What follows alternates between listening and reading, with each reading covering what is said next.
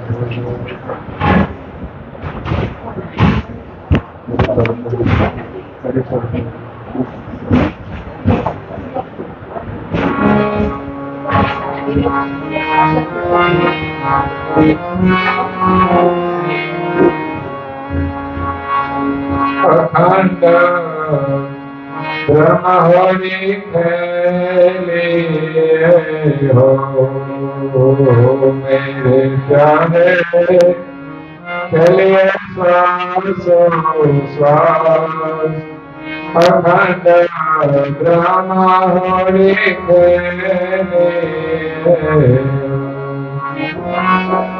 રૂપ રંગ રેખા બિન મૂર્તિ સુરત નોરત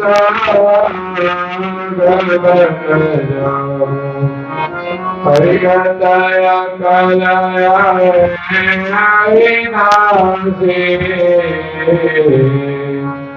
જાતો હે સકલ પરકાશ.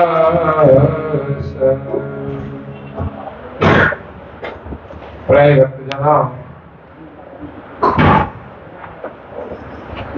જ્ઞાન સંપ્રદાયના અધ્યક્ષાપક અનંત બ્રહ્માંડાધીશ વિશ્વ નિયંતા સકળતા સત્કૈવલના પરમ વિશેષ અંશ અનંત અંશોના તારણહાર પરમ મોક્ષના દાતા કૈવલ ધર્મ ધુરંધર મહાન સમર્થ પરમ શ્રેષ્ઠ પરમ વિભૂતિવાન પરમ દયાળુ પરમ કૃપા નિધિ સર્વજ્ઞ દિવ્ય પરમ ગુરુ શ્રીમદ કરુણાસાગર મહારાજ જગતના જિજ્ઞાસુ અને મુમુક્ષુ અંશોને યથાર્થ જ્ઞાનનો ઉપદેશ આપતા સ્વરચિત હોળી પદને વિશે કહે છે કે અખંડ બ્રહ્મ હોળી ખેલીએ જો હો મેરે પ્યારે ખેલીએ શ્વાસો શ્વાસ અખંડ બ્રહ્મ હોળી ખેલીએ જો. આજે ફાગણ સુદ પૂર્ણિમા છે, સાથે હોળી છે, હુતાસણી છે અને એમની સાથે સાથે ધૂળેટીનો પણ તહેવાર હોય છે. હોળીનો મહિમા છે. હોળી વિશે ઘણા મહાપુરુષોએ ઉપદેશના રૂપમાં વર્ણન કર્યું છે, પરંતુ આપણે ત્યાં પરંપરાથી હોળીનો તહેવાર લૌકિક રીતે મનાવવામાં આવે છે, જેમાં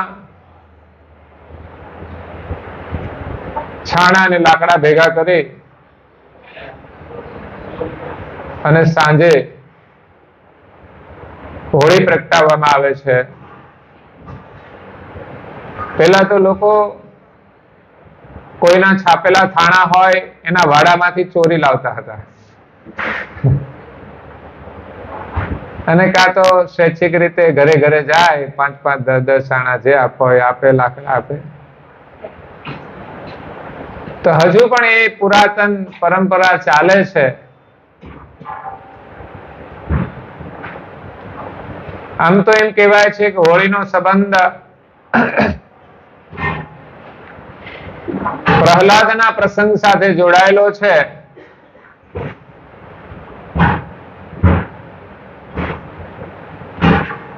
સતયુગની અંદર પ્રહલાદ થઈ ગયા, બાળ પ્રહલાદ, જેમણે બાળપણની અંદર ભક્તિ કરી. જે પ્રહલાદ હિરણ્યકશ્યપ અને કયાધુનો પુત્ર હતો.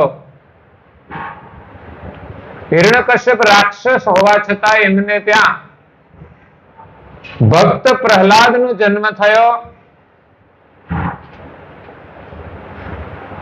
ભક્ત પ્રહલાદની જે માતા હતી કયાધુ,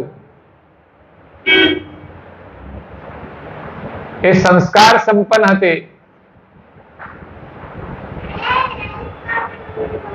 જ્યારે એના ગર્ભની અંદર બાળક હતું એ સમયે હિરણ્યકશ્યપ તો તપ કરવા ગયો હતો. એ મોકો જોઈને એમના ઉપર ઇન્દ્રિય ચડાઈ કરી. એને એમ કે આ મારું સ્વર્ગ લઈ લેશે. એમાં હિરણ્યકશ્યપની પત્ની જે કયાધુ છે એમનું અપહરણ કરે છે. એ સગર્ભા છે, એમને લઈને જાય છે. રસ્તામાં નારદ મુનિ મળે છે કે ભાઈ આ તું કામ ખોટું કરે છે, આનું પરિણામ સારું નહીં આવે. તારે હિરણ્યકશ્યપ સાથે વાંધો હોય તો એની સાથે લડાઈ કર. કોઈ પુરુષ સાથે વાંધો હોય તો એની પત્ની સાથે એનો બદલો ના લેવો જોઈએ.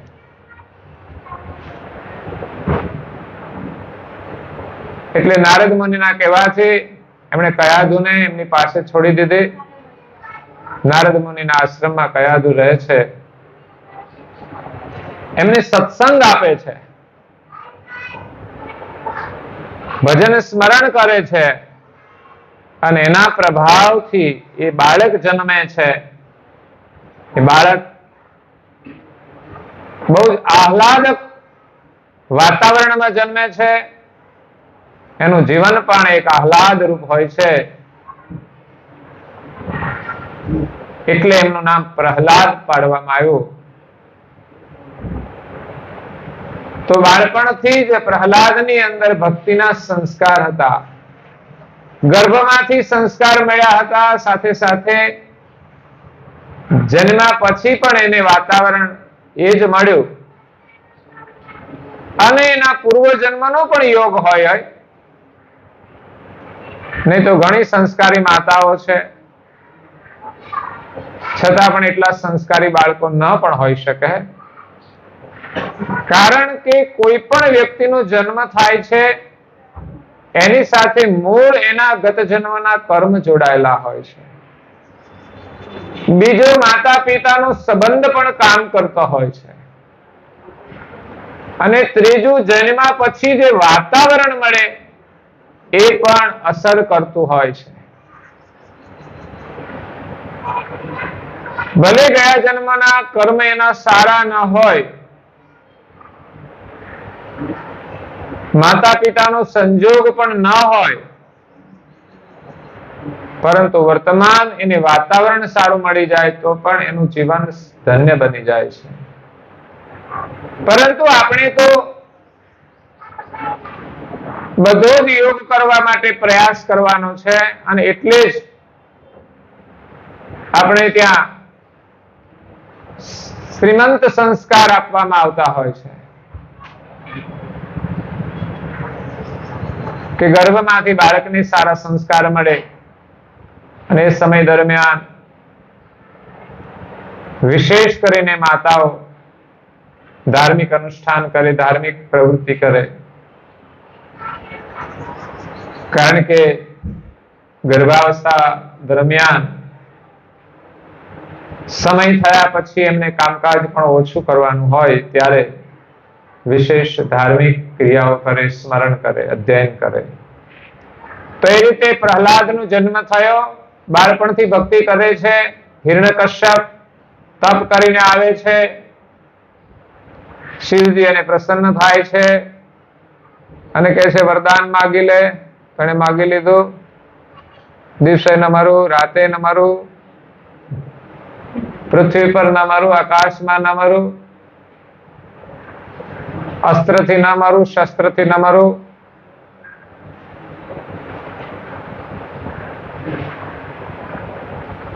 એટલે એને એમ થઈ ગયું કે હું તો હવે મરવાનો જ નથી. એટલે વરદાન લીધા પછી જયારે આવે છે ત્યારે પોતાની જાતને ભગવાન તરીકે સ્થાપિત કરે છે કે મારા રાજ્યની અંદર દરેકે મારું જ સ્મરણ કરવાનું.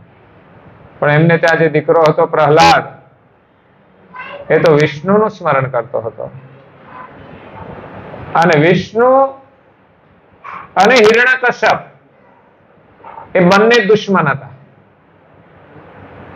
હિરણ્યકશ્યપને વિષ્ણુ સાથે દુશ્મની હતી કે હિરણ્યકશ્યપનો ભાઈ હિરણાક્ષ છે એનું મોત પણ વિષ્ણુએ કર્યું હતું, કારણ કે રાક્ષસોનો નાશ કરવાનું કામ વિષ્ણુનું છે. એટલે એમના ભાઈનો બદલો લેવા માટે એમને વિષ્ણુ સાથે વેર છે કે મારા રાજમાં કોઈ વિષ્ણુનું સ્મરણ કરવાનું નહીં, હું જ રાજા, હું જ ભગવાન. પણ એમનો દીકરો જ વિષ્ણુનું સ્મરણ કરે છે.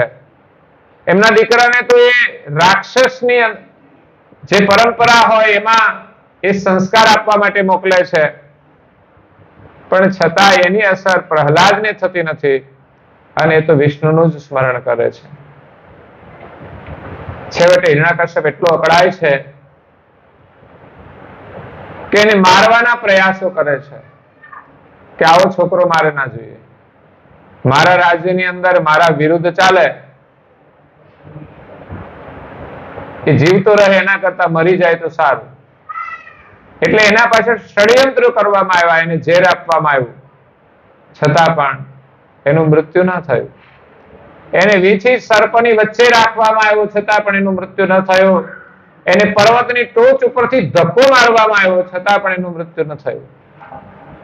જે હરિનું સ્મરણ કરે એની રક્ષા હરિ કરે છે, આ એક પ્રમાણ છે. ભગવાનના સ્મરણની અંદર આપણે વિશ્વાસ થાય એનું આ પ્રમાણ છે કે પ્રહલાદ વિષ્ણુનું સ્મરણ કરે છે તો આવા ષડયંત્રો કરવા છતાંય વિષ્ણુ એની રક્ષા કરે છે, એનું મૃત્યુ થતું નથી. એમને સમુદ્રની અંદર ફેંકવામાં આવે છે, છતાં સમુદ્ર પણ એને કિનારે મૂકી દે છે. એમને એક તોફાની હાથી એમના પગ નીચે કચડવામાં આવે છે, પણ હાથી પણ એનો સ્વભાવ ભૂલી અને પ્રહલાદને પોતાની પીઠ ઉપર બેસાડી દે છે. ત્યારે હિરણ્યકશ્યપ પરેશાન થઈ જાય છે કે આને કેવી રીતે મારવું, આ તો કોઈ જાદુગર લાગે છે કે આ કંઈક કરી નાખે છે. છતાં એને ભગવાનમાં વિશ્વાસ નથી આવતો હિરણ્યકશ્યપને કે આ ભગવાનનું સ્મરણ કરે છે એટલે ભગવાન એની રક્ષા કરે છે. છેવટે એમણે હિરણ્યકશ્યપની જે બેન હતી એનું નામ હતું હોલિકા, અને એને વરદાન હતું કે અગ્નિમાં નહીં બળવાનું. ત્યારે એને ઉપાય સૂઝ્યો. હિરણ્યકશ્યપે એમની બેનને કહ્યું કે હવે આનું મૃત્યુ કેવી રીતે થાય, તું કઈ ઉપાય બતાવ. ત્યારે હોલિકાને આવી સારી બુદ્ધિ સૂઝી કે મને તો અગ્નિમાં બળવાનું વરદાન છે, હું એને લઈને બેસી જાઉં અગ્નિમાં એટલે એ બળી જશે ને હું જીવિત રહીશ. એ યોજના એને સારી લાગી હિરણ્યકશ્યપને. તો આયોજન કર્યું, લાકડા છાણા બધું ભેગું કર્યું જે આપણે કરીએ છીએ, અને એના માથે હોલિકા હિરણ્યકશ્યપની બહેન પ્રહલાદને લઈને બેસી જાય છે. ફોઈબા એમના ભત્રીજાને લઈને, આ કેવી ફોય,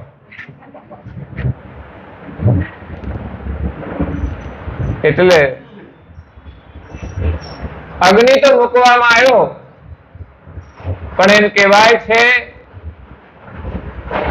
કે હોલિકા બળી ગઈ અને એ જ હોળી થઈ ગઈ. જે અગ્નિ હતી લાકડાનો એને નામ પડી ગયું હોલી, એનું દહન થઈ ગયું, હોલિકા દહન.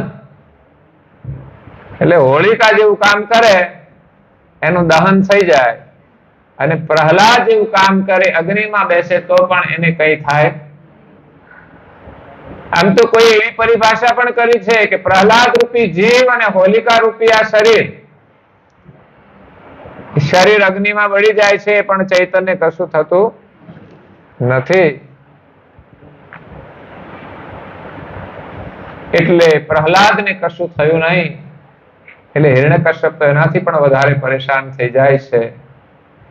છેવટે એક થંભને તપાવવામાં આવે છે અગ્નિથી, અને કહે છે તારો ભગવાન જો સાચો હોય તો કહે છે આ થાંભલાને તું ભેટી જા.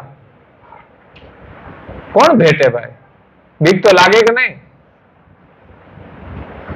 પણ જેને વિશ્વાસ હોય ને એના સ્મરણની સાથે એકતા થઈ ગઈ હોય એને ડર નથી લાગતો. બાકી તો વિશ્વાસ હોય તો ડર તો લાગે છે. મોત જ્યારે સામે આવે ત્યારે ડર લાગે. એટલે એ થાંભલાને ભેટવાનું હતું, એને કઈ નહીં થાય એનું પ્રમાણ એ હતું કે ધગધગતા લોખંડના થાંભલા સાથે એના ઉપર એમ કે છે કીડીઓની હાર હતી. એટલે એને વિશ્વાસ આવી ગયો કે આને તો ભેટવાથી કઈ જ નહીં થાય.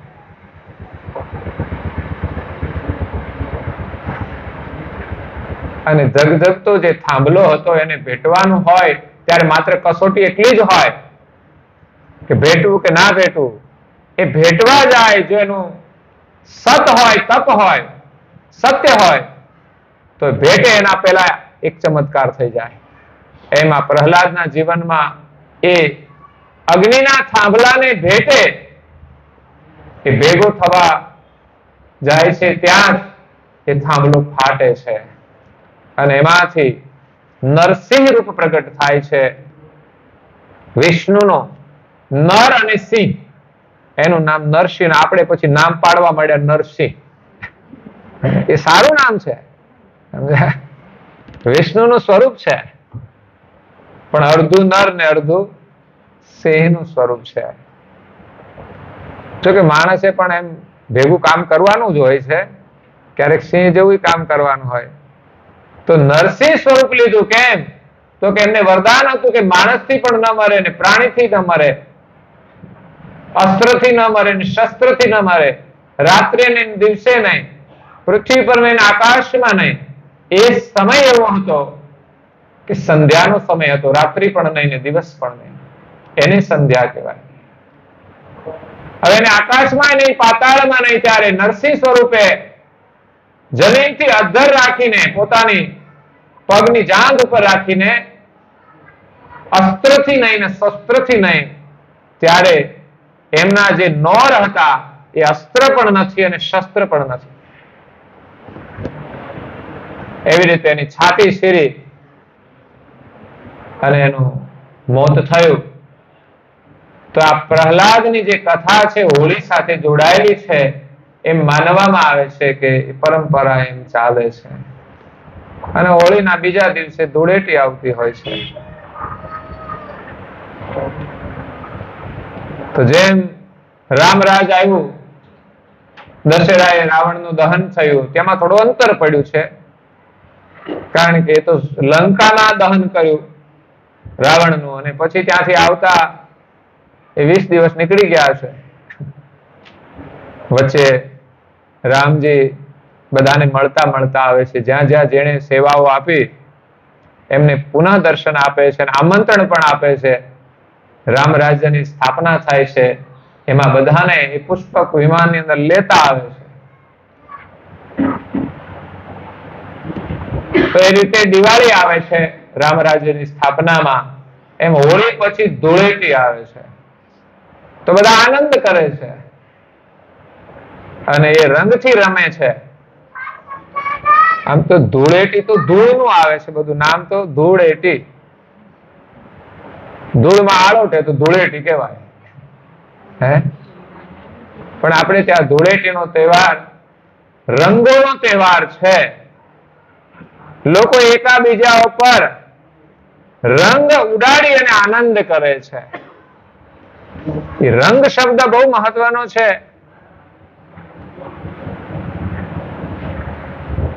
રંગ એક આનંદનું પ્રતીક છે. માણસના જીવનમાં પણ વિભિન્ન રંગો આવતા હોય છે. રંગ આપણને આનંદ આપે છે. આજે આ રંગના કપડા, બીજા દિવસે બીજા રંગના, અને દુનિયા પણ રંગબેરંગી છે, એને જોઈને પણ આનંદ થાય છે. તો રંગ ઉડાડીને આનંદ કરે છે. અને પરંપરાઓ તો આપણે અબીલ ગુલાલની પણ ચાલતી હોય છે. તો પાણીની પિચકારીઓથી પાછું ખાલી રંગ નહીં પણ પાણી વાળો રંગ બીજાના ઉપર છાંટીને આનંદ કરે છે. અને એ પણ કયો રંગ કેસુડાનો રંગ. ગમે તે રંગ નહીં, અત્યારે તો બધા કેમિકલ્સ વાળા રંગ લઈને લોકો રંગતા હોય છે. જ્યારે કેસુડાનો રંગ એના આરોગ્યને લાભ આપતો હોય છે. એટલે આ જ સિઝનમાં કેસુડાના ફૂલ આવતા હોય છે. અમે હમણાં પ્રવાસ કર્યો, એમાં બહુ દર્શન થયા કેસુડાના, મધ્યપ્રદેશની અંદર. એટલે મળે તો ગરમ પાણીમાં નાખીને કેસુડાના રંગવાળું પાણી હોય એનાથી એકવાર સ્નાન કરીએ તો સારું, ચામડીના રોગો દૂર થઈ જાય એવી માન્યતા છે અને વિજ્ઞાન પણ કહે છે. એટલે લોકોએ કેસુડાના રંગથી રમવું જોઈએ. પણ હવે તો આ તહેવાર વિકૃત થઈ ગયો છે. કેમિકલ્સ વાળા રંગ આવી ગયા. કાં તો લોકો ગટરમાંથી પાણી ભરીને પણ કોઈના ઉપર રેડી દેતા હોય છે. બોમ્બે ની અંદર તો મેં જોયું તો એક ભાઈ ચાલ્યા જતા હતા કપડા પહેરીને, તો એક દુકાનમાંથી એક ભાઈ ઈંડું લઈને આવ્યો, એના માથે ફોડી દીધું. લ્યો. અને ગામડાની અંદર પેલા જે લીપણ કરતા હતા ને ઓસરીમાં, એનો માલ તૈયાર હોય ને તો એનાથી લોકો રમતા હતા એકાબીજાના. અને આજે પણ લોકો પાણીથી રમતા હોય છે. પણ મહાપુરુષો તો એમ કહે છે કે તમે આ હોળી તો એક દિવસ માટે રમો છો, આનંદ કરો છો. અને આપણો દેશ ઉત્સવ પ્રધાન દેશ છે. એટલે સમયાંતરે ધાર્મિક ઉત્સવો આવતા રહે છે અને એમાં આપણે આનંદ કરીએ છીએ. તો ધાર્મિક જે મર્યાદા છે એની સાથે આપણે ઉત્સવ ઉજવવાનો હોય છે. નહીં તો આ પાણીનો જે ઉત્સવ છે એકાબીજા ઉપર ઉડાડવાનો, એ વિકૃત પણ થઈ જાય. તો એનું પરિણામ વિપરીત આવતું હોય છે. અહીંયા ગુરુ મહારાજ હોળીનું વર્ણન કરે છે. એટલે હોળીનો મહિમા તો છે જ કે અખંડ બ્રહ્મ હોળી ખેલીએ. અખંડ બ્રહ્મ, વિશ્વ નિયંતા સર્જનહારનો પ્રકાશ બ્રહ્મ એ અખંડ છે. સર્જનહાર અખંડ છે અને એનો પ્રકાશ અખંડ છે. એ બ્રહ્મ છે, એ અગ્નિ છે. આપણે ત્યાં વિધિ વિધાનની અંદર અગ્નિનો પ્રયોગ કરવામાં આવે છે. અગ્નિની સાક્ષીએ લોકો લગ્ન ગ્રંથિથી જોડાય છે, પણ છૂટા થાય ત્યારે પછી એની સાક્ષી નથી જરૂર પડતી. હા, ત્યારે અગ્નિ ના બોલાવે કે અમે તારી સાક્ષીએ લગ્ન કર્યા, હવે તારી સાક્ષીએ છૂટા પડીએ છે. પછી તો ગમે ત્યારે છૂટા પડી જાય. પછી તો એ ક્રોધાગ્નિથી એની સાક્ષીએ છૂટા પડી જાય. ક્રોધાગ્નિની સાક્ષી હે. પછી તો એકબીજા પ્રત્યે ક્રોધ હોય, એ કોર્ટમાં જાય તો સામે સામે ગુસ્સામાં હોય અને એની સાક્ષી છૂટા પડી જાય. પણ અગ્નિ તો જોઈએ. અગ્નિ વગર આપણું કામ થતું. ભોજન કરવું હોય તો પણ અગ્નિ જોઈએ. પેટની અંદર પચાવવું હોય તો પણ. એટલે અગ્નિની બહુ જરૂરિયાત છે. એમાં હોલિકા છે, એક અગ્નિ છે. એમ ભક્તિ કરવા માટે પણ મહાપુરુષો કહે છે તમે બ્રહ્મરૂપી જે અગ્નિ છે એની હોળી સાથે ખેલો. તમે હો મેરે પ્યારે ખેલીએ શ્વાસો શ્વાસ. આ હોળી આપણા શ્વાસ સાથે ખેલવાની છે. શ્વાસે શ્વાસે આપણે બ્રહ્મ અગ્નિ ની અંદર ભગવત સ્મરણ કરવાનું છે. અખંડ બ્રહ્મ રૂપી જે અગ્નિ છે એમાં શ્વાસે શ્વાસે સ્મરણ કરી અને એની અંદર વાસનાનું દહન કરવાનું છે. આખર આપણા દુઃખનું કારણ એ વાસના છે. જે ક્રિયાકર્મ થાય એની વાસના બને છે. શુભ અશુભ બંને. ત્યારે શ્વાસે શ્વાસે ગુરુ મહારાજ જે મંત્ર આપ્યો છે એ મંત્ર દ્વારા આપણે હોલિકાની અંદર, બ્રહ્મ અગ્નિની અંદર આપણા કર્મોનું દહન કરી આપણી વૃત્તિને શુદ્ધ કરવાની છે. એની અંદર શ્રીફળ હોમવામાં આવતું હોય છે ને, નવા લગ્ન થયા હોય એ પણ આવે, કોઈને તકલીફ હોય એ પણ આવે, એ પણ એક પરંપરા છે, વિશ્વાસ છે. એમાં પણ કંઈક લાભ તો હશે જ. લૌકિક ઘણા બધા દુઃખો છે, એના માટે કોઈ સંકલ્પ કરતા હોય, શ્રીફળ હોલિકાની અંદર અર્પણ કરીને, હું તો એમ કહું છું જેને વ્યસન છોડવું હોય એ પણ હોળીના દિવસે નારિયેળ મૂકીને છોડી દે. અને તમારો દ્રઢ સંકલ્પ હોય તો સંકલ્પ એ જ શ્રીફળ છે. દ્રઢ સંકલ્પથી કરો તો કામ થઈ જાય. એટલે દ્રઢતા રાખવા માટે, કોઈ નિમિત્ત બનવા માટે આ પ્રસંગો હોય છે કે ચાલો આપણે આ કામ કર્યું છે એટલે હવે આપણાથી કરાય નહીં, એમ કરીને આપણું મન મજબૂત રહે. એટલે કોઈ પણ પરંપરા વ્યર્થ નથી હોતી. લોકો એની પ્રકમમાં પણ કરે છે, તો હોલિકાની પણ પ્રકમમાં કરજો, અને જરૂર પડે તો ઘરમાં પણ ગુરુ મહારાજની પ્રકમમાં કરજો, માતા પિતાની પણ પ્રકમમાં થાય. એટલે હોલિકાનું મહત્વ આધ્યાત્મિક છે. રૂપરંગ રેખા વિના મૂર્તિ. હવે આ મૂર્તિ રૂપરંગ વગરની, આકાર વગરની, સુરત નુરત સોહાગી બળજો. એમાં સુરતા અને નુરતાનું સૌભાગ્યનું બળ આપણને પ્રાપ્ત થાય છે. આ હોળી તો આપણે સ્વામી સાથે ખેલવાની છે, ઘરવાળાની સાથે હોળી કરવાની છે. રોજ કરીએ છીએ કઈ, ઘરમાં લોકો રોજ કરતા હોય છે હોળી. અવિગત અકલ હવે અવિનાશી. વિશ્વના જે સર્જનહાર છે, અવિગત અકલ, હવે છે, અજન્મા છે, એમની સાથે આપણે બ્રહ્મ અગ્નિ રૂપી હોળી ખેલવાની છે. જાપો હે સકલ પ્રકાશ. એમનો જ આ વિશ્વરૂપી પ્રકાશ છે, બ્રહ્મરૂપી પ્રકાશ છે. જેટલું દેખાય છે એમનો જ પ્રકાશ છે.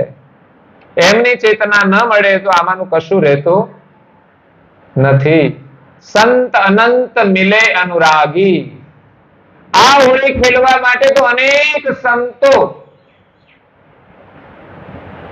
અનુરાગ રાખીને ભેગા થયા છે. સંગી શેષ માહેશ બલજો. અને સાથે સાથે દેવોનું પણ બળ છે. જે સંતો હોળી રમવા માટે આવ્યા છે, અનુરાગ છે, એની સાથે શેષ અને મહેશનું પણ બળ છે. એટલે દેવો પણ મદદરૂપ થાય છે. આપણે આપણી જાતે કરી લઈએ પણ થાય નહીં. દેવોને પણ વંદના કરવી પડે, એમને પણ અર્ઘ્ય આપવી પડે, એમને પણ પ્રણામ કરવા પડે. નહીં તો એ જ ના જવા દે, તું ક્યાં પડે મારા વગર ચાલ્યો. એ પણ અવરોધ તો છે જ. પરમ ગુરુને આપણે માનીએ છીએ, પણ આપણને દેવો છોડતા નથી. કારણ કે દેવોને પણ આપણે પ્રણામ કરીને એના બંધન માંથી છૂટવાનું છે. અને બંધન ક્યારે છૂટે? તમે બંધ ના કરો તો છોડી દે. દુશ્મન હોય ને, એને પકડ્યા હોય પણ વિનમ્રતાથી પ્રાર્થના કરીએ, નમન કરીએ તો એ છોડી દે. એમાં દેવોને પણ આપણે વંદના કરીને સાથે રાખવાના છે. કોટી ત્રિયો સુર વૈષ્ણવ. કોટી 33 કરોડ દેવતાઓ વૈષ્ણવ. જો અહીંયા કોટી 30 ત્રયોસુર જે શબ્દ આવે છે, 33 કરોડ દેવો વૈષ્ણવો. દેવોનો મતલબ વૈષ્ણવો, દેવો. વિરંચી કરત વિલાસ. બ્રહ્મા પણ જેમાં વિલાસ કરે છે, એ અખંડ બ્રહ્મની હોળી આપણે ખેલવાની છે. બ્રહ્મ દ્વારા આખું વિશ્વ વિલાસ કરે છે. એ બ્રહ્મ અગ્નિની અંદર એ હોળી આપણે ખેલવાની છે, શ્વાસે શ્વાસે એનું અનુસંધાન કરવાનું છે. વર્ણ અષ્ટાદશ એક ભઈ, આ હોળી જે ખેલે એમાં 18 વર્ણ એક થઈ જાય, પછી કોઈ અલગ વર્ણ રહેતું એક જ વર્ણ. જે ભક્તિ કરે ને એનું કોઈ વર્ણ નથી રહેતું. એમ બ્રહ્મરૂપી હોળી ખેલે એ 18 વર્ણમાં નથી રહેતા, પણ એનું એક જ વર્ણ બની જાય.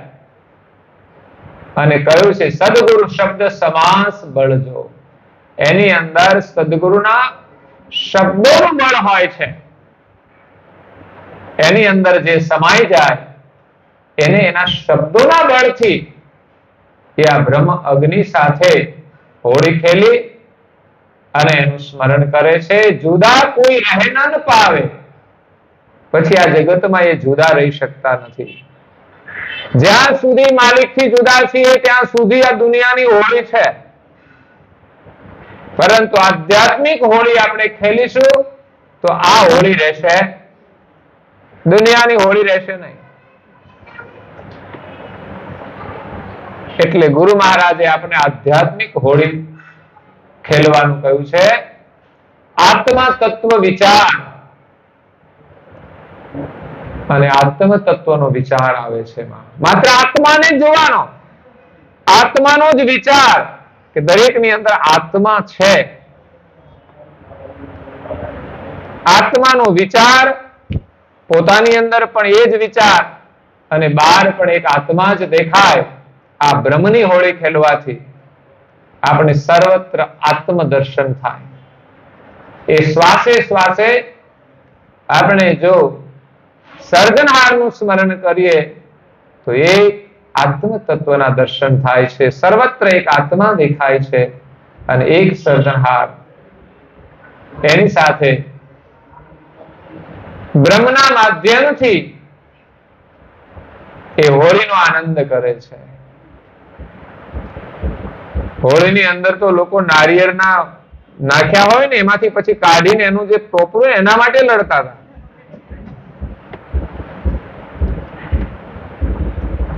કારણ કે હોળીમાં જે નાળિયેર થઈ જાય ને એ પછી મહત્વનું બની જાય. એટલે સહેજાનંદ આનંદ ઘર મિલકે, આ હોળીનો આનંદ, આ હોળી તો અખંડ ખેલવાની છે, એક દિવસ માટેની નથી, અખંડ હોળી છે. સહેજાનંદ, સહજ આનંદ હોય છે. આનંદ ઘર મિલકે, એ આનંદનું ઘર મળી જાય આપણને.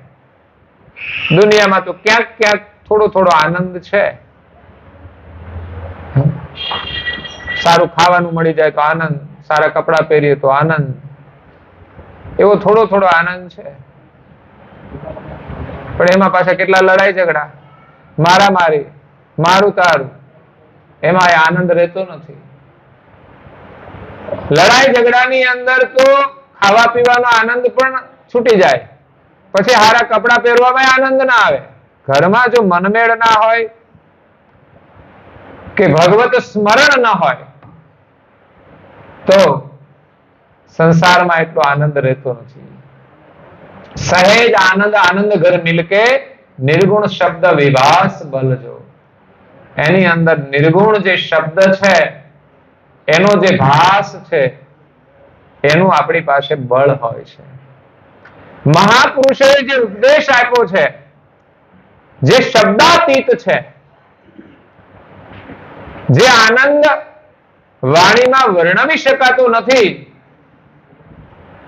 એવો નિર્ગુણ શબ્દનો આનંદ પ્રકાશ એ જયારે મળી જાય, એનું જયારે બળ મળે, નિગમ ચાર વાજા વિધિ બાજે.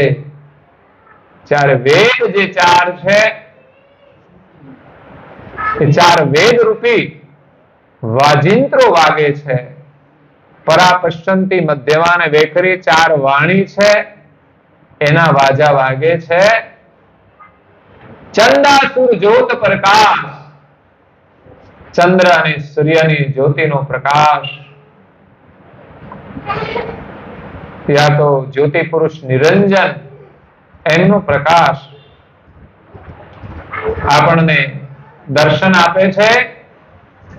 તો આ છે બ્રહ્મરૂપી હોળી.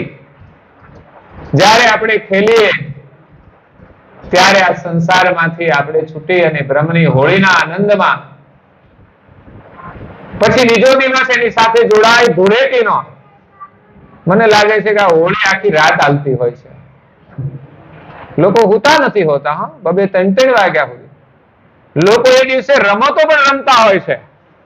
જૂના સમયમાં જોયું, અત્યારે તો ખબર નહીં શું કરતા હોય, કારણ કે રમતો બધી ગઈ. નહીં તો લોકો મોડા સુધી રમતો રમતા હતા. નાળિયેરની રમતો ફેંકવાની, કે આટલા ઘા કરે ને આટલા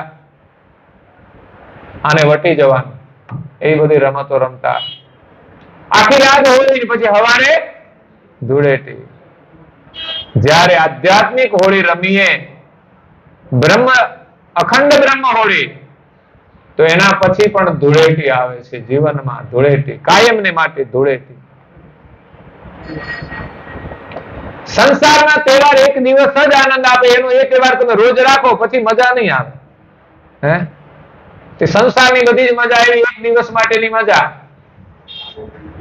પછી આનંદ નથી.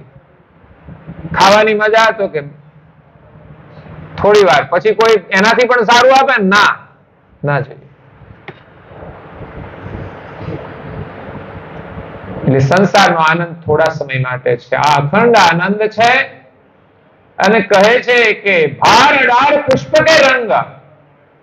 જુઓ, હોળીની અંદર ધૂળેટીમાં આપણે રંગોથી રમીએ છીએ, અને પુષ્પના રંગ આપણે કેસુડાના રંગથી રમીએ છીએ, કેસુડાના ફૂલથી. પણ અહીંયા તો ગુરુ મહારાજની હોળી તો 18 વાર વનસ્પતિ, એના જેટલા પુષ્પ, 18 વાર વનસ્પતિ છે, એમાં 4 વાર વનસ્પતિના ઉપર પુષ્પ લાગે છે, એવું પરમ ગુરુએ લખ્યું છે. 4 શ્રીકંટક બિરાજે, બિના પુષ્પ શીર્ષાર. એવી રીતે 18 વાર વનસ્પતિનું વર્ણન કર્યું છે. તો 18 વાર વનસ્પતિ છે, એમના જે પુષ્પો છે એમનો રંગ ભેગો કરવાનો. 7 સાહેર કો નિર્બલ જો. અને પાણી કેટલું?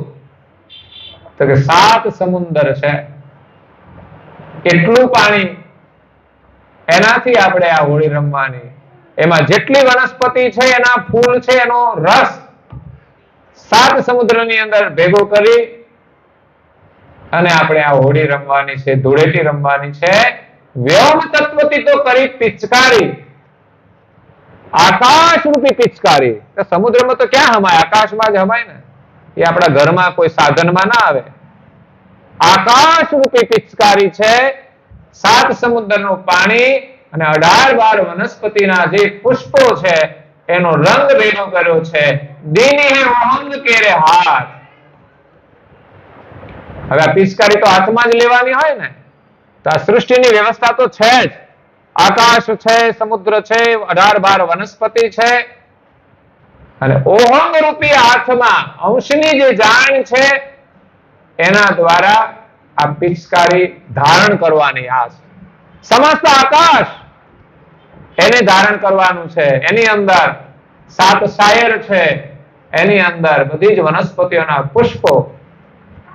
આ એક ઓહંગની એકતા જો બ્રહ્મ સાથે થઈ જાય તો આકાશની પિચકારી, 7 સમુદ્રનું પાણી અને 18 વાર વનસ્પતિના રંગ, એની અંદર એક રસ થઈ જાય છે. અત્યારે બધું જુદું જુદું છે, પણ જ્યારે એ બ્રહ્મની સાથે એકતા કરે, બ્રહ્મ અગ્નિની હોળીમાં એ એકતા રાખે, ત્યારે આવા પ્રકારની પિચકારી બની જાય. અને ગુરુ મહારાજ કે છે, બિનકર સુરતા તાકે મારી. સુરતા દ્વારા આ પિચકારી કે છે, બિનકર હાથ વગર, સુરતા તાકે મારી. સુરતાના અનુસંધાનથી આ પિચકારી કે છે મારી છે સ્વરૂપથી માય બળ જો. સ્વસ્વરૂપનું એની અંદર બળ છે. આ પિચકારી વિશ્વની વ્યાપક પિચકારી છે. એ તો સ્વરૂપનું અનુસંધાન થાય, સ્વરૂપનું બળ મળે, આત્મદ્રષ્ટિ પ્રાપ્ત થાય ત્યારે ઓહંગના હાથમાં આ પિચકારી આવે અને એના દ્વારા આ ધૂળેટીનો આનંદ લેવાનો છે. સ્વસ્વરૂપના બળથી, સુરતાથી નિશાન કરી ઓહંગ રૂપી હાથમાં આકાશ રૂપી પિચકારી લઈ એની અંદર 7 સમુદ્રનું જળ છે, 18-12 વનસ્પતિનો રંગ છે. કહે કુબેર ભીંજો હરી સારો. કોના ઉપર પિચકારી મારવાની? સ્વામી ઉપર, હરિ ઉપર. ભીંજો હરી સારો, પ્યારો લાગત હી સાઈ. ભગવાન આપને પ્રિય લાગે. અને તમે ધૂળેટીના દિવસે કોના ઉપર રંગ ઉડાડો? જે પ્રિય ના હોય એના ઉપર કે પછી પ્રિય હોય એના ઉપર? તો ઘરે શું કામ કરવાનું છે? આજે શું પ્રોગ્રામ છે? જો પ્રેમ હશે તો કરશે, નહીં તો નહીં થાય. હો, હા, આના ઉપર પિચકારી, આ તો પાછું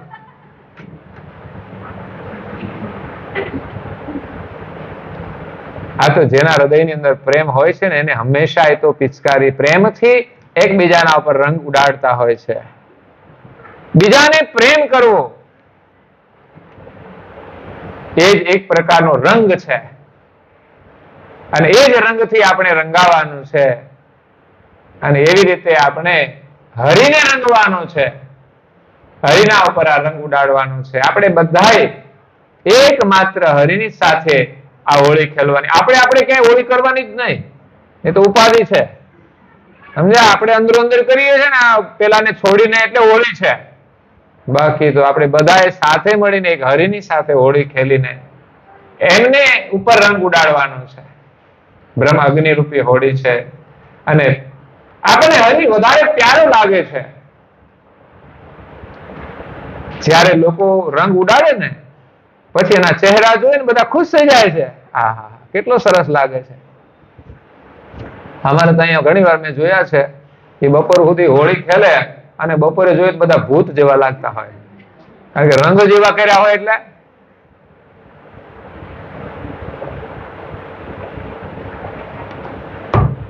તો આવી આધ્યાત્મિક હોળીનું વર્ણન ગુરુ મહારાજે કર્યું છે. મહાપુરુષોની પાસે એક દિવ્ય દ્રષ્ટિ હોય છે, સંસારના દરેક પ્રસંગને એ આધ્યાત્મિક સાથે જોડી દે છે. એટલે આપણને એક આધ્યાત્મિક દ્રષ્ટિ મળે અને ધાર્મિક ભાવનાથી આપણે તહેવાર ઉજવીએ, એ પણ આપણને બળ આપે છે. તો આજે હોળીનો પાવન તહેવાર છે. આપણે ત્યાં તો મજૂર વર્ગ પણ કેટલા દૂર દૂરથી આવ્યા હોય, હોળી રમવા માટે એમના વતનમાં ચાલ્યા જાય છે. આટલું આ હોળીનું મહત્વ છે. એટલે આજે પરમ ગુરુ આપણને હોળીનો મહિમા સમજાવે. બ્રહ્મરૂપી હોળી છે અને ધૂળેટીનો પણ અદ્ભુત મહિમા બતાવ્યો. વ્યાપક આકાશની પિચકારી, 7 સમુદ્રનું પાણી, 18-12 વનસ્પતિના પુષ્પનો રંગ અને આપણું અંગ છે, આપણી જાન છે અંશની, એના હાથમાં આપણે આ પિચકારી પકડી અને માલિકના ઉપર, કઈ આ નાની પિચકારી તો ત્યાં પહોંચે નહીં, બાકી તો વ્યાપકની જે પિચકારી છે એનો રંગ અને પ્રેમનો જ રંગ છે. આમ તો આજે વનસ્પતિઓનો રંગ છે, એની સાથે આપણા પ્રેમના રંગથી આપણે તો આ ધૂળેટી રમવાની છે.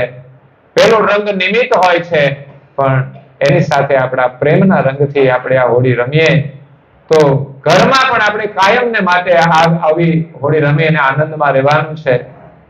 પરમ ગુરુની ભક્તિ કરી અને આપણે આનંદ કરવાનો છે. આજે પૂર્ણિમાની પ્રસાદી દોલપુરા નિવાસી પરમ ગુરુના અનન્ય ભક્ત, નેમી ભક્ત એવા અમારા હર્ષદભાઈ શબુરભાઈ અને ભાવનાબેન હર્ષદભાઈ, એમના સુપુત્ર ભાવિકુમાર અને પુત્રવધુ ટ્વિંકલબેન અને એમનો પૌત્ર ગીર્તિકુમાર પરિવાર સાથે અહીંયા આવ્યા છે. દર પૂર્ણિમાએ આવે છે. એ સિવાય પણ અન્ય એમની સેવાઓમાં યોગદાન છે અને વિશેષ પરમ ગુરુની ભક્તિ છે, એમાં એની પ્રીતિ, ગ્રંથોનું પણ અધ્યયન, પરમ ગુરુની સેવા પૂજા નિયમિત કરવી, એનાથી વિશેષ એના માટે પરિવાર પણ નથી, એનો નિયમ મહત્વનો. અને આજે એમણે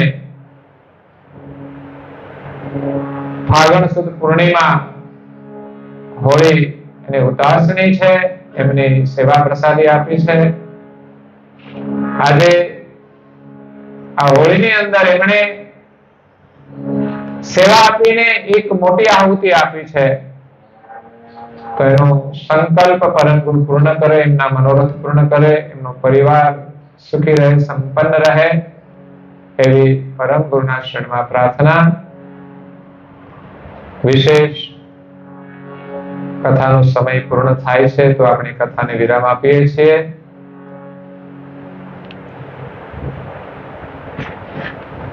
આગામી ચૈત્ર સુદ પૂર્ણિમા છે, એમની પ્રસાદી કાલોલ નિવાસી રાવજીભાઈ છે, એમના પરિવારની છે.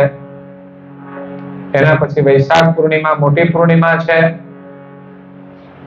એમાં જેને પ્રસાદી આપવાની છે એ બધા ભક્તો સહયોગ મળીને આપી શકે છે.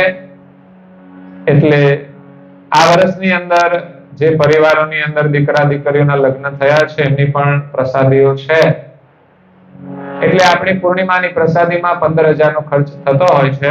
એ પ્રમાણે મોટી પૂર્ણિમા જે વૈશાખ છે, એમાં આપણા ગામના પણ બધા જ લોકો હોય છે, બહારથી પણ આવે. પરમ ગુરુનો પાટોત્સવ છે, ગુરુગાદીનો પણ પાટોત્સવ હોય છે.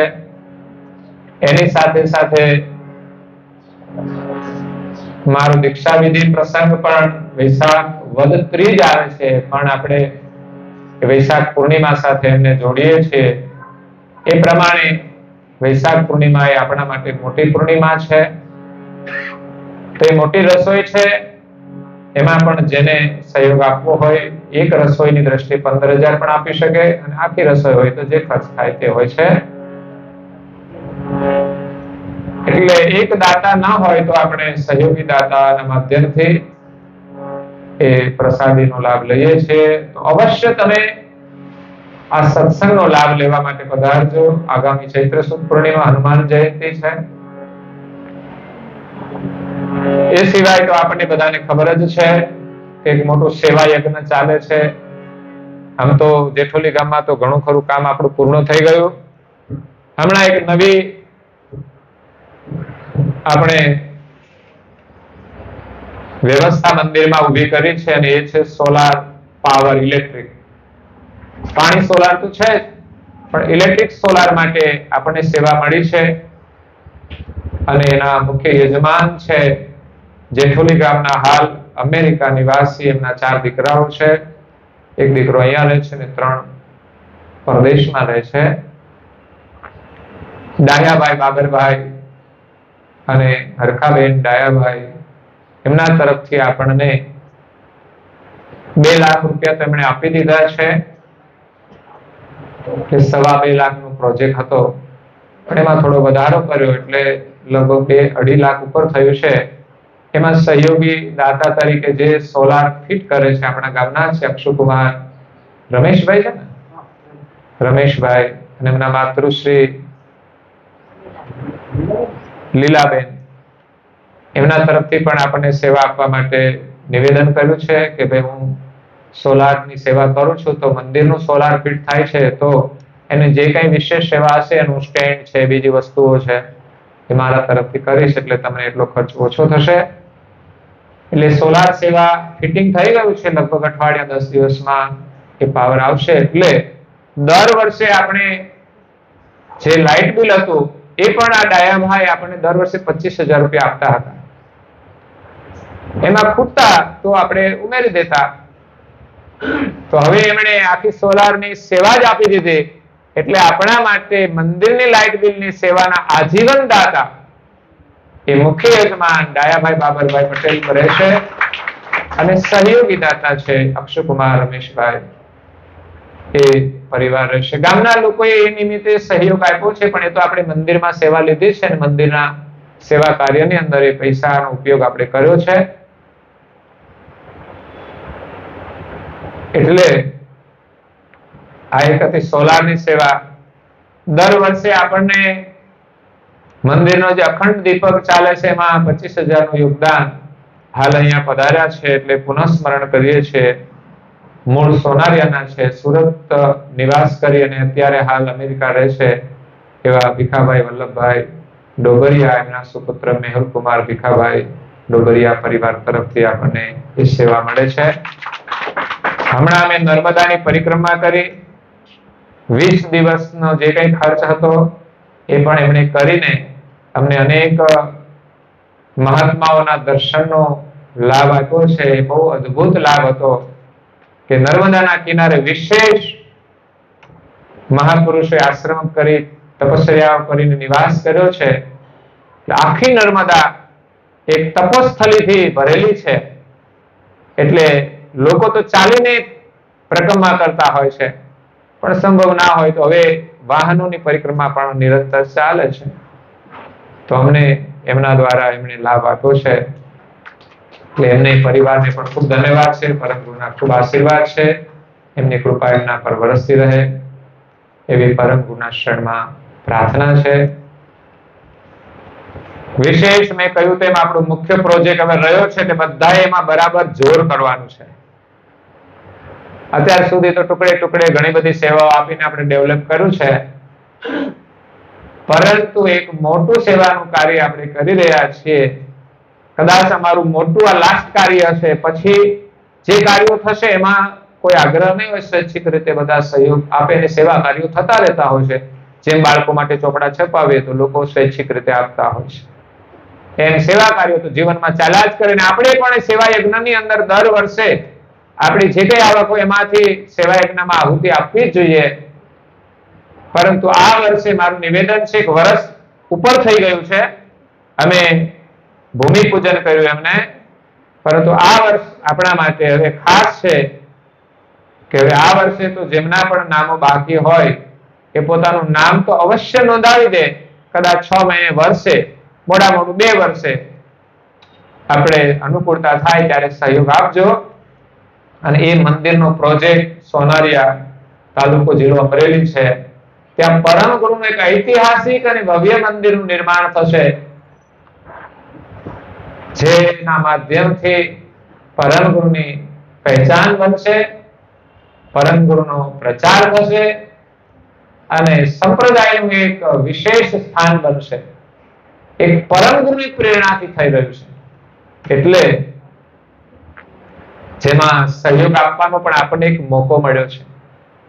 કદાચ આપણા માટે આ સમય, આ યોગ એક આશીર્વાદ રૂપ છે. આ મંદિર માત્ર ગામ માટે નથી બનતું, પણ એક સાંપ્રદાયિક મંદિર બની રહ્યું છે. એક ટ્રસ્ટ બનાવીને આ મંદિરનું અમે એક નિર્માણ કરી રહ્યા છીએ. એટલે આ વર્ષ માટે તમારી આવકનો 10મો હિસ્સો કાઢીને આ સેવા કાર્યની અંદર યોગદાન કરજો.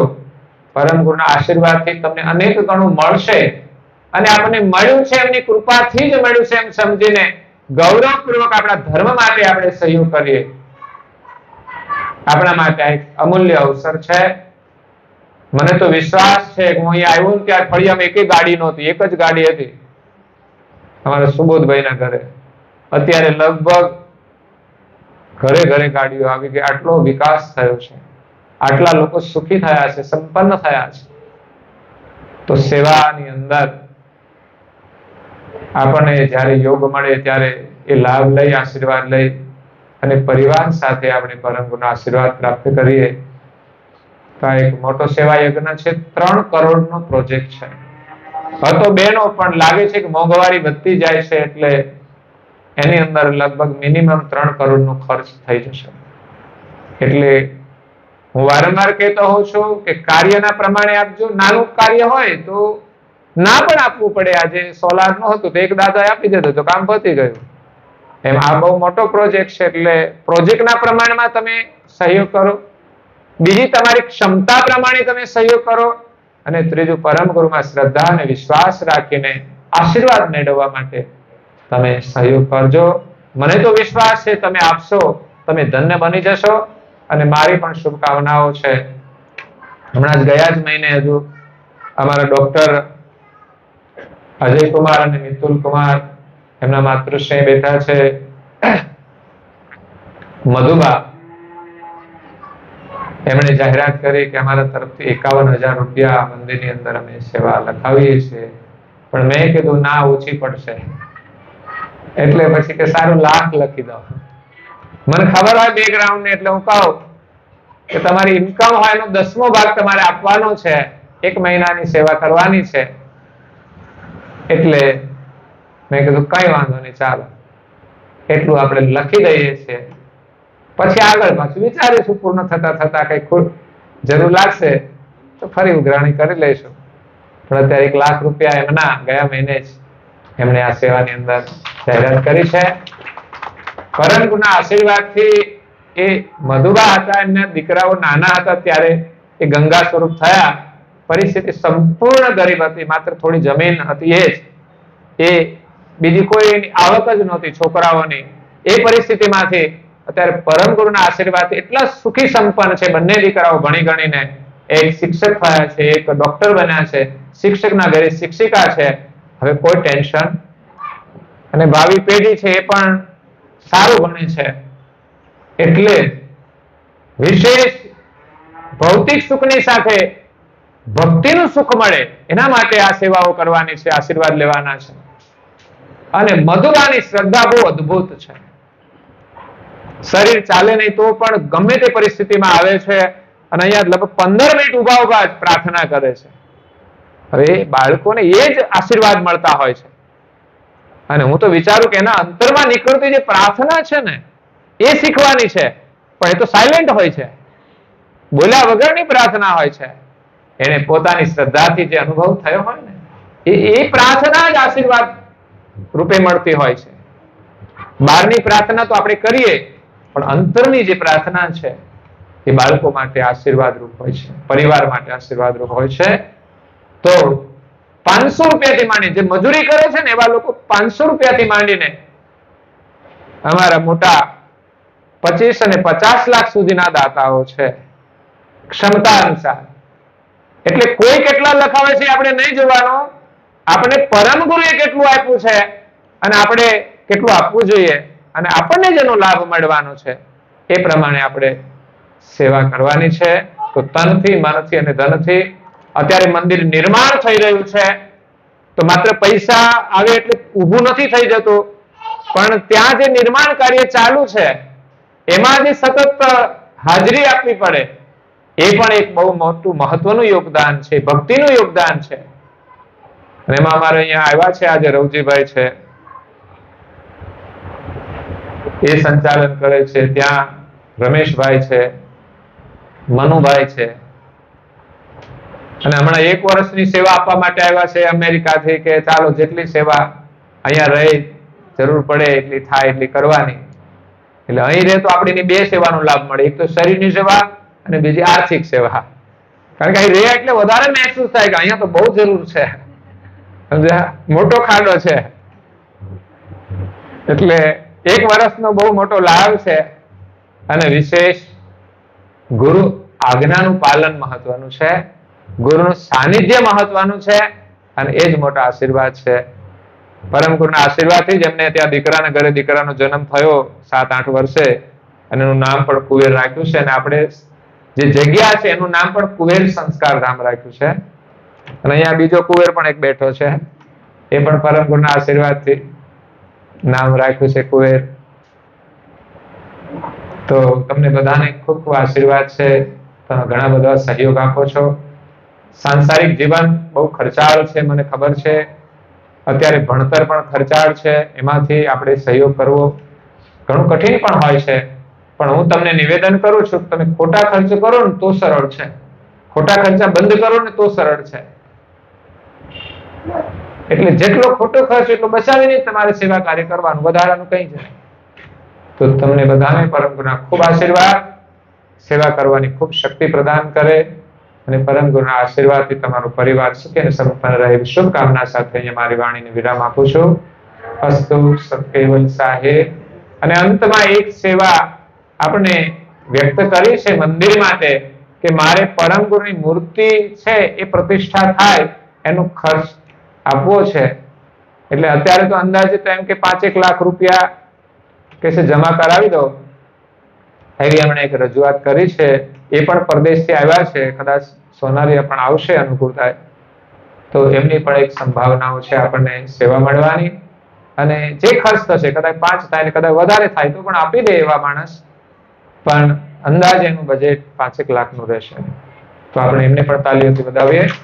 આ સાથે અહીંયા મારી વાણીને વિરામ આપું છું. અસ્તુ સત્કેવલ સાહેબ. જય જય જય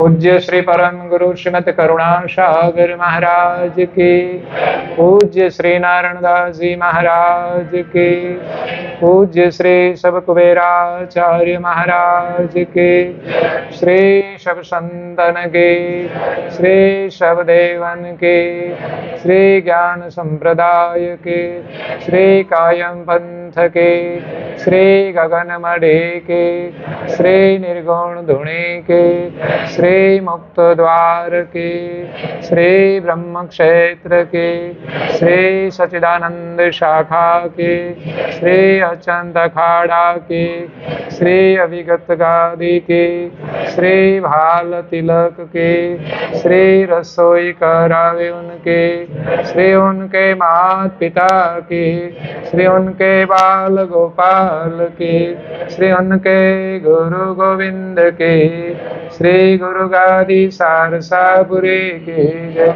श्री कैवल धाम के जय, श्री दाता भोक्ता की, श्री बोलना हरे गुरु महाराज की जय, परम गुरु श्रीमद महाराज की जय। भोजन ताल पुणावती का सत कैवल साहेब। मनने मनने मनने मनने मनने हरि झुलत हिंदोरे मनने, आप अरूपी रूप धारी विचरत, आप अरूपी रूप धारी विचरत, विविध भात धरी तनने, हरि झुलत हिंदोरे मनने, हरि झुलत हिंदोरे मनने।